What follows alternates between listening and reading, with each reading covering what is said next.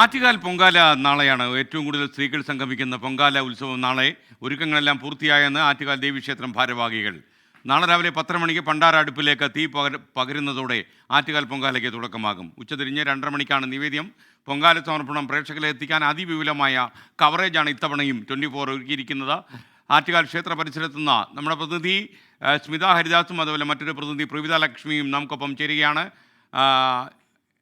എങ്ങനെയുണ്ട് ആറ്റുകാലിലൊക്കെ കുത്തി നടന്നിട്ട് കാര്യങ്ങളൊക്കെ പറയൂ. ഭക്തജനങ്ങൾ എത്തിയോ? ഒരുപാട്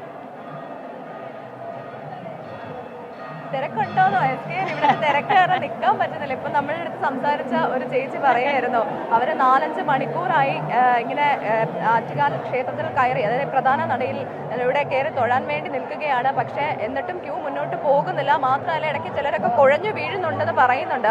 കാരണം ചിലർ പലപ്പോഴും ഈ ക്ഷേത്ര ദർശനത്തിന് ശേഷം മാത്രമേ വെള്ളമോ ഭക്ഷണമോ ഒക്കെ കഴിക്കുകയുള്ളൂ. അങ്ങനെ ചില നിർബന്ധമുള്ള ഭക്തരുണ്ട്.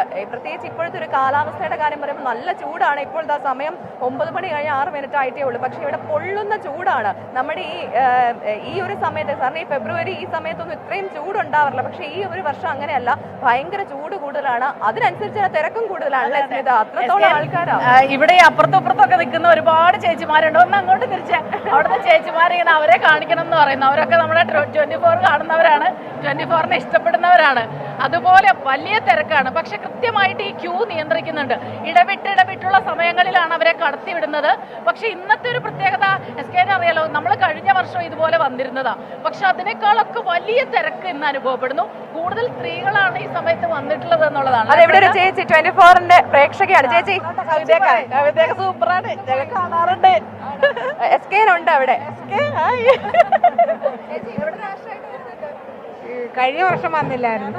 വർഷമാണ് ഞങ്ങൾ ചെറായി വാവക്കാട്, ഞങ്ങള് കരുനാഗപ്പള്ളി പ്രേക്ഷകർ. ഞാൻ 24 ന്യൂസ് രാവിലെയും കാണാറുണ്ട്. ഞാൻ പറയുമ്പോ അപ്പം തന്നെ ചൊല്ലും. ചൂട് ഇത്തവണ തിരക്ക് കൂടുതലാണോ? അതെ, ഭയങ്കര ചൂടാണ്. ചേച്ചി 4 വർഷമായിട്ട് വരുന്നുണ്ടല്ലോ, അപ്പൊ എന്താ ഒരു വ്യത്യാസം തോന്നിയത്? ഇപ്പൊ ഭയങ്കര തിരക്കും ചൂടും എല്ലാം കൊണ്ടും ഭയങ്കര ബുദ്ധിമുട്ടാണ്. എന്നാലും ദേവിനെ കാണണം, അതാണ്. അപ്പൊ അതങ്ങനെയാണ് ഈ വലിയ തുടങ്ങിയത്.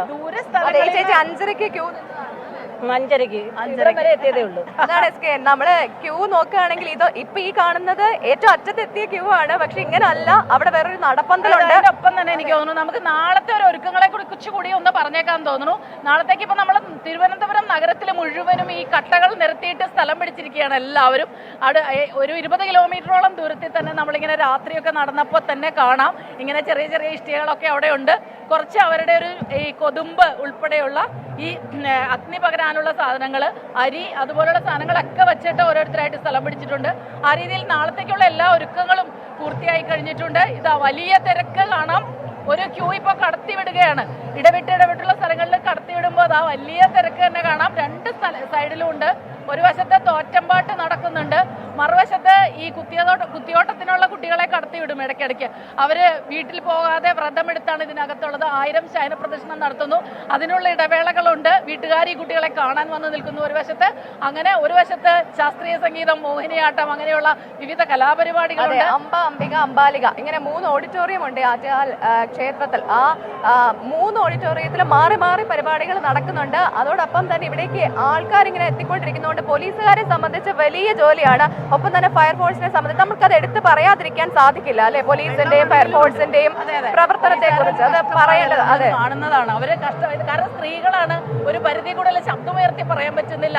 പക്ഷെ ചിലരൊക്കെ ഈ ഇടയ്ക്ക് ക്യൂ തെറ്റിച്ച് ഓടി കയറാനൊക്കെ കാണുന്നത് നമുക്ക് കാണാം. പക്ഷെ അവരെ സംബന്ധിച്ചിടത്തോളം അത് കൃത്യമായി പാലിക്കേണ്ടിയിരിക്കുന്നു. പിന്നെ നല്ല മുന്നറിയിപ്പുകൾ നൽകുന്നുണ്ട്. അവരവരുടെ പണം, പൈസ, പേഴ്സ്, അതുപോലെ സ്വർണ്ണമാല അതൊക്കെ ഉണ്ടെങ്കിൽ സൂക്ഷിക്കണം, അതൊക്കെ കളവ് പോകാനുള്ള ഒരു സാധ്യതയുണ്ട്. കൃത്യമായി അത്തരം നിർദ്ദേശങ്ങളുണ്ട്. അങ്ങനെ ഭക്തി സാന്ദ്രമായ ഒരു അന്തരീക്ഷത്തിലാണ് നമ്മളിപ്പോൾ നിൽക്കുന്നത്. മാത്രമല്ല കൃത്യമായ ഇടവേളകളിൽ വെള്ളം കുടിക്കണം. ഒപ്പം തന്നെ അതിനുള്ള സൗകര്യമൊക്കെ വിവിധ സംഘടനകളുടെ നേതൃത്വത്തിൽ ഒരുക്കുന്നുണ്ട്. പിന്നെ ഇവിടെ ഇപ്പോൾ തന്നെ ഈ ഒരുപാട് കടകൾ പ്രവർത്തിക്കുന്നുണ്ട്. ഭക്ഷണ സാധനങ്ങൾ വിൽക്കുന്ന കടകൾക്കൊക്കെ ലൈസൻസ് നിർബന്ധമാക്കിയിട്ടുണ്ട്. ലൈസൻസ് ഉള്ളവർക്ക് മാത്രമേ പ്രവർത്തിക്കാൻ സാധിക്കൂ. ഇടയ്ക്ക് ഭക്ഷ്യ വകുപ്പിന്റെ നേതൃത്വത്തിൽ അവിടെ പരിശോധന നടത്തുന്നുണ്ട്. ഒപ്പം തന്നെ കച്ചവടക്കാരൊക്കെ ഇന്നലെ പറഞ്ഞിരുന്നു അവർക്ക് മുൻപത്തെ അത്രയും കച്ചവടം ഇല്ല. പക്ഷെ എനിക്ക് തോന്നുന്നു ഇപ്പോൾ കുറച്ചും കൂടി തിരക്ക് കൂടിയിട്ടുണ്ട്. ചിലപ്പോൾ അവർക്ക് അതോടൊപ്പം തന്നെ കൂടുതൽ കച്ചവടം ലഭിക്കാനുള്ള ഒരു സാധ്യതയുണ്ട്. മാത്രമല്ല ഈ ചൂട് കൂടി വരുന്നത് കൊണ്ട് തന്നെ ഇപ്പം ഈ ഒരു തിരക്ക് കണ്ണൂരിൽ നിന്ന് നാളെ ഉണ്ടോ ഇവിടെ? എല്ലാ കൊല്ലം വരാറുണ്ടോ? ശക്തികുളങ്ങര നമ്മുടെ ചേച്ചിമാരൊക്കെ ഇങ്ങനെ വന്ന് നിൽക്കുന്നുണ്ട്. നമ്മളോടൊക്കെ വലിയ സ്നേഹം കേട്ടോ ഈ ചേച്ചിമാർക്കൊക്കെ. ഈ ചേച്ചിമാരുടെ ഇടയിൽ രണ്ട് മൂന്ന് ചേട്ടന്മാരൊക്കെ ചോദിക്കാല്ലേ ചേട്ടാ, ചേട്ടൻ എവിടെ? ഞാൻ തിരുവനന്തപുരത്ത് നിന്ന് തന്നെയാണ്. എല്ലാ കൊല്ലം വരാറുണ്ട് ചേട്ടാ? എല്ലാ കൊല്ലം വരും. ഇപ്പം വൈഫാണ്, വൈഫിന് തൊഴാൻ വേണ്ടി ഞാൻ കഷ്ടപ്പെട്ട് ക്യൂ നിൽക്കുകയാണ്.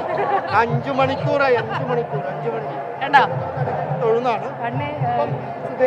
ഒന്നും ഈ സമയത്ത് തൊഴണമല്ലോ. സാധാരണ ഈ ക്യൂവില് പുരുഷന്മാരെ കാണാറില്ല, അതുകൊണ്ടാണ് ഞങ്ങൾ പെട്ടെന്ന് ശ്രദ്ധിച്ചത്. അനൗൺസ് ചെയ്യേണ്ടി വരും. അപ്പൊ ആ രീതിയിലാണ് ഭക്തിയുള്ള ചേട്ടന്മാർ ഒരുപാടുണ്ട്. കുടുംബത്തോടൊപ്പം ഇങ്ങനെ വന്ന് തൊഴുവാൻ നിൽക്കുന്നു. ആ രീതിയിൽ ഇന്ന് തന്നെ പൊങ്കാല ആയി കഴിഞ്ഞിരിക്കുന്നു എന്ന് വേണം പറയാനായിട്ട്. Okay, thank you Pravitha Lakshmi and thank you Smitha Haridas.